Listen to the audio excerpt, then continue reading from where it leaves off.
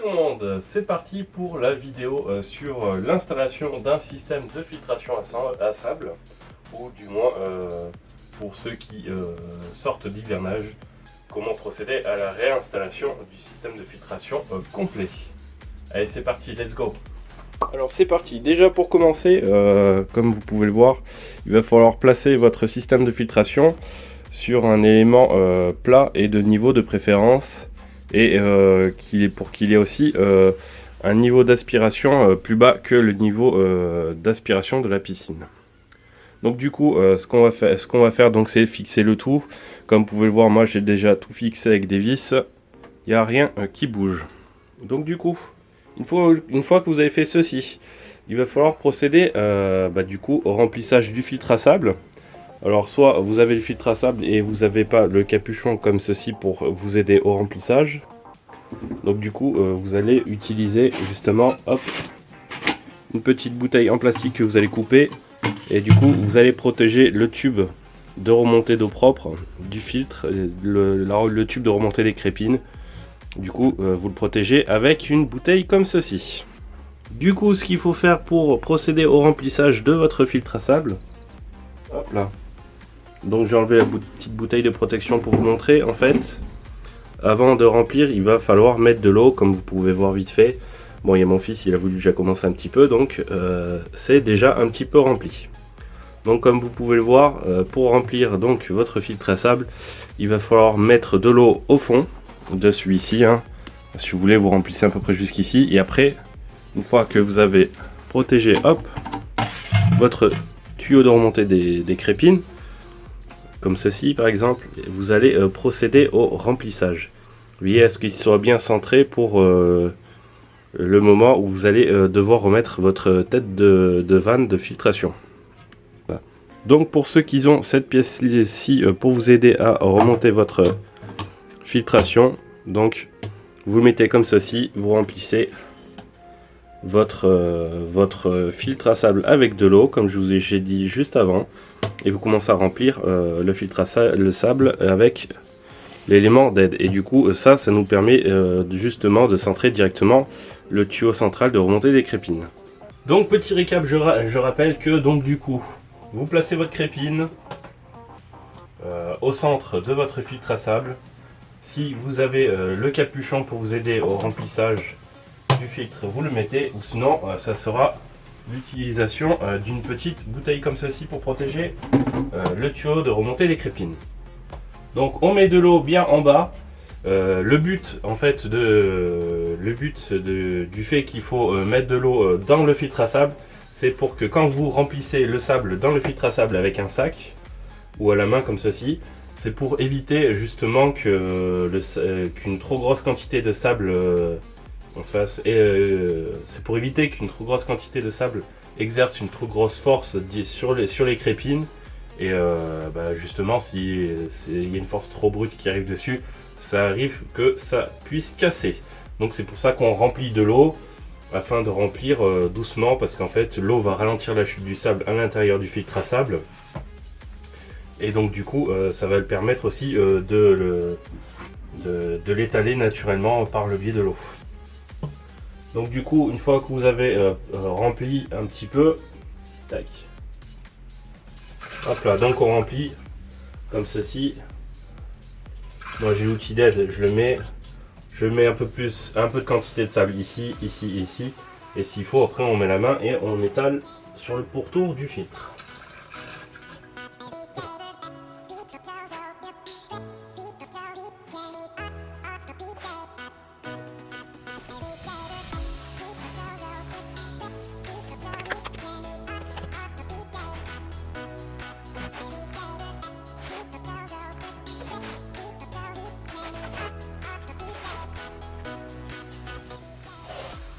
Donc on nettoie bien avant d'enlever le guide. Donc moi je secoue comme ceci, je fais faire, voilà, afin de faire tomber le sable.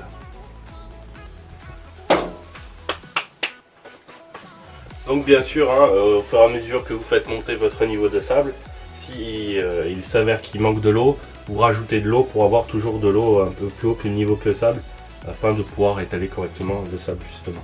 Hop, donc nous voici au-dessus du filtre à sable là, comme vous pouvez le voir, on voit l'eau ici et le sable juste ici. Je vais essayer de filmer tout le temps en égalisant le sable. Donc du coup on passe la main comme ça autour et on vient essayer d'étaler pour avoir un niveau à peu près plat de partout.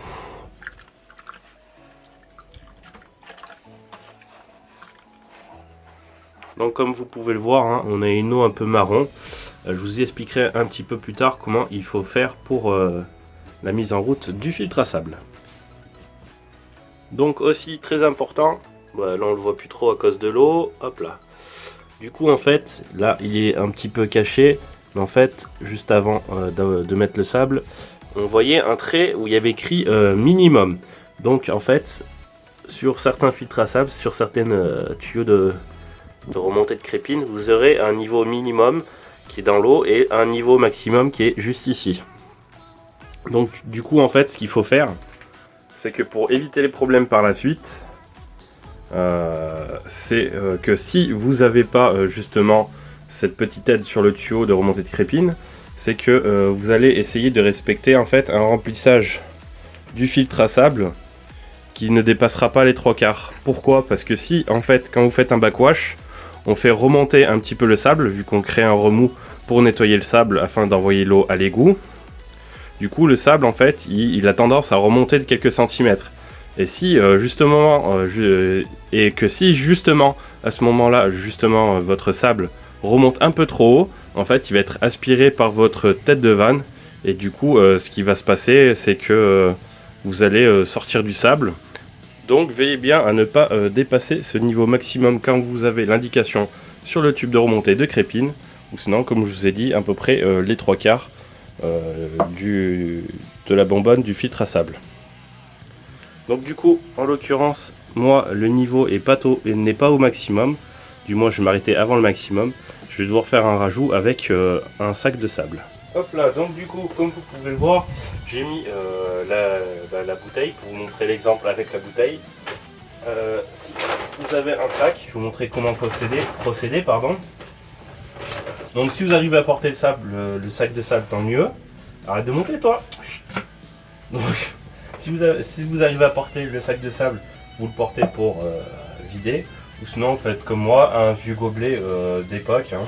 On s'en fout, quelque chose pour pouvoir remplir, hop, le filtre à sable justement avec le gobelet. Parce que si c'est trop. Après, l'avantage du gobelet, comme vous pouvez voir, c'est qu'on peut choisir là où on met. Donc on va pouvoir, par exemple comme ceci, remplir au fur et à mesure en faisant le tour de la remontée de crépine. Au pire, je vais faire avec le gobelet parce que c'est vrai qu'il me reste pas grand chose à mettre. Hop là.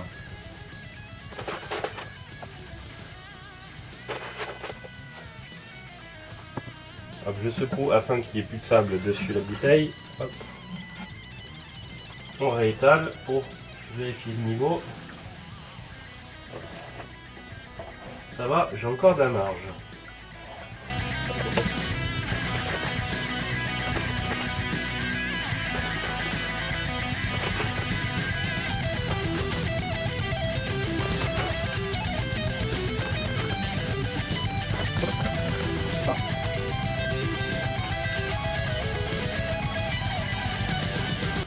Donc comme vous pouvez le voir juste au bout de mon doigt, vous voyez je suis arrivé au niveau max en fait. En vrai je suis juste un petit peu en dessous, mais vu qu'on est par dessus on voit pas vraiment. On voit le sable et effleure le niveau de l'eau, donc du coup je me suis arrêté légèrement en dessous du niveau maximum. Du coup ce qu'il va falloir faire attention maintenant, c'est au moment de remonter notre tête de vanne, c'est que il faut garder le plan de joint qui est juste ici. Vous voyez, ça fait un petit chanfrein. Il faut veiller à ce qu'il y ait justement pas de sable, qu'il n'y ait rien, pour que au moment où on pose notre tête de vanne et son joint, faire attention qu'il soit bien propre afin de ne pas détériorer ce joint et de ne pas créer de fuite aussi par la suite. Donc du coup, au moment de remonter votre tête de vanne, n'oubliez pas de bien graisser le joint qui est juste ici. Donc comme je vous ai dit, vérifiez qu'il n'y a rien ici et ici qui puisse esquinter votre joint. Hop, donc hop, on procède, on place la tête de vanne. Vu que j'avais le guide, j'ai pu le placer sans difficulté. Donc ma vanne, moi je la positionne comme ceci, hein, parce que l'arrivée, elle arrive juste ici, et l'eau sale repart de l'autre côté, juste derrière. Donc du coup, une fois que vous l'avez posé, il va vous falloir justement le cercle de serrage que voici. Donc du coup, une fois que vous avez pas oublié vos tournevis, hein, ne faites pas comme moi. Donc du coup, comme vous pouvez voir, hein, j'ai tourné la bague parce qu'en fait, ici, sur la tête de vanne, il y a des petits emplacements en fait. Vous voyez, il y a une surcroissance dessus qui nous montre où il faut placer la bague de serrage de votre tête de vanne afin de la fixer sur le bac de filtre. Et de plus, vu qu'ici on visse de chaque côté, au fur et à mesure, du coup, si je l'avais positionné dans l'autre sens, ça m'aurait gêné pour visser mes têtes de vanne sur les filetages qui est juste ici. Donc du coup, comme je viens de vous dire, on va serrer au fur et à mesure un peu de chaque côté, au fur et à mesure. Donc en l'occurrence, on essaye d'avoir, comme vous pouvez le voir, hein, je ne sais pas si vous voyez bien, là, le filetage qui dépasse. On va essayer de faire une longueur de filetage qui dépasse identique entre les deux côtés. Donc du coup, hein, par préférence, vu que c'est une matière plastique, que la rondelle de fixation de qui vient serrer la vis, qui vient serrer la bague, ici, elle est sur un support en plastique. On visse à la main pour pas bousiller notre matériel de filtration. Hop, allez, on s'aille.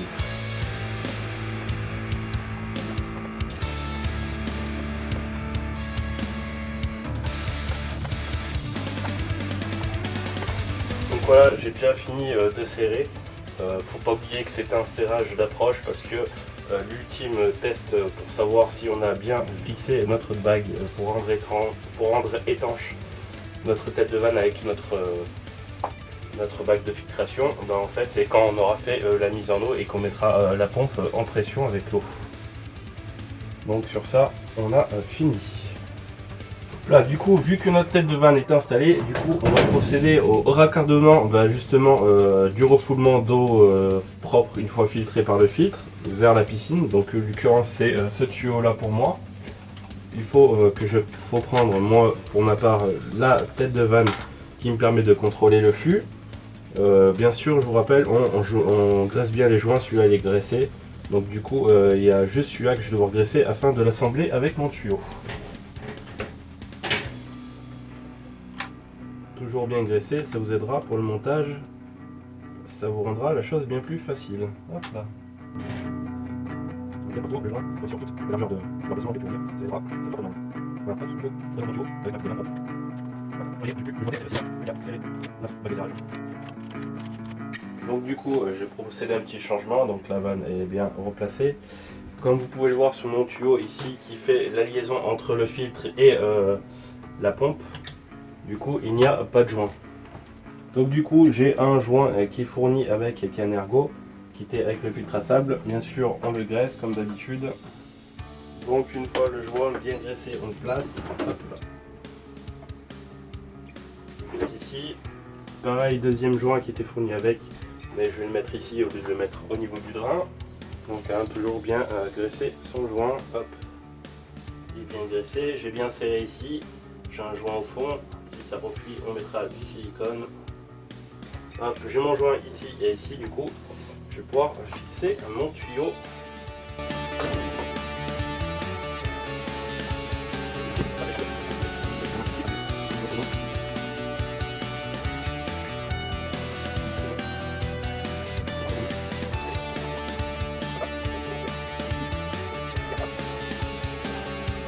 Donc du coup, comme vous pouvez le voir, hein, j'avais déjà raccordé le tuyau d'arrivée d'eau. Donc du coup, il a suffi de raccorder la tête de vanne à la sortie de l'eau propre qui part vers la piscine et raccorder la pompe au filtre. Donc du coup, maintenant, vous avez installé votre filtration. Sur ce, je vous dis tchuss, à la prochaine pour une nouvelle vidéo.